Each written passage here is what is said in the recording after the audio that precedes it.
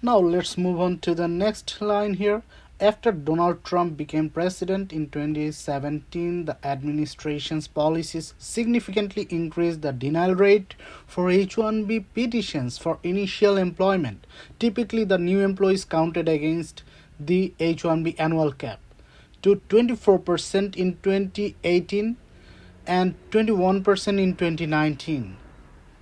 So it was in his time, he was elected president in 2017. So after he became president, the denial rate significantly increased. You see, 24%, 21% in 2018 and 2019. So paperwork in the form of requests for evidence skyrocketed.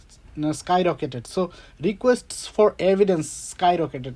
You understand, requests for evidence, which is like when you submit a file, then USCIS looks for more evidence to grant you the visa or grant you the immigration status. So that is really alarming. That was alarming that evidence request for evidence skyrocketed. That means the denial rate was increased. Okay, so in 2020, after legal settlement forced the USCIS to seize several of the Trump administration's practices, the denial rates fell to 2%, close to their historical average. You see, so when the issue was settled, then again the normal rate became the prevalent rate, so 2%. While in his time, first 2 years, what happened?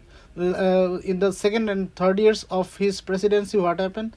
The denial rate became 24 and 21%, which is huge. And then H-1B petitions for continuing employment increased to 12% in 2018 and 2019. So the denials of extensions for existing employees caused many professionals to leave the country. So when extension applications were submitted, the denials became high, so they had to leave USA. They had to go back to their home country. As with initial employment petitions, the legal settlement caused H-1B petitions for continuing employment to drop to 2%. So the legal settlement made a change and the denial rate dropped. Otherwise, in the normal situation in Trump's era, the denial rate would become very high, would remain very high. In his last year in office, Trump went further by blocking the admission of high-skilled temporary visa holders and employment-based immigrants into the United States.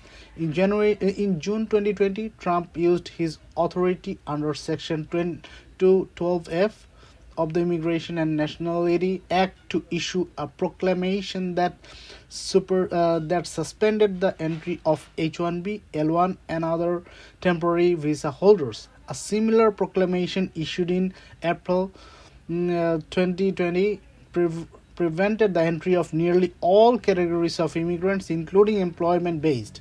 No other president had used the authority in this sweeping manner, you see. So it was very hard time for the immigrants or the immigration-based visa holders or merit-based or employment-based immigrations into the USA. So it was really employment-based immigration was really challenged in his time. We understand that.